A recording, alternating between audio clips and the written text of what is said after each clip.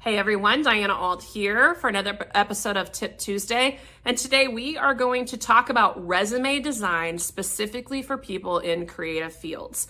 If you followed me for any length of time, you know that in general, I'm an advocate of more simplistic resume designs that allow content to be at the forefront and to be easy to read and scannable.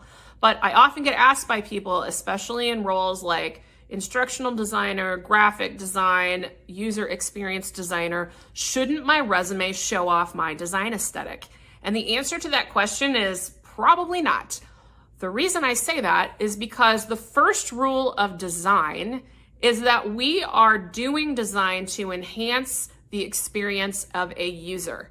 So in the case of a resume, the users are hiring managers, applicant tracking systems, and recruiters and other peers that might be interviewing you on a team. So your design aesthetic, as expressed on a resume, is not the most important thing for these people to see. They need to see your content in a readable and scannable way. Now, if you have some things that you do with design that are really neat, they're pretty minimalistic, and they're not going to detract from any of the content in your resume, go for it.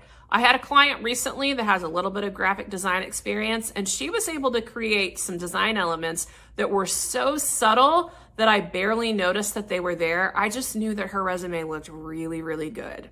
So that kind of thing, go for it. But if you're going to go try to buy some, template off of Etsy or some other marketplace that has lots of colors and icons and a picture of you in the corner, that's not a good idea for a lot of reasons. And if you're going to try to design your own template that looks like that, unless you really, really know exactly how people are going to read things, you might not want to do that either. What I would suggest is to make sure all of your design awesomeness is front and center in a portfolio, and that portfolio link is on your LinkedIn.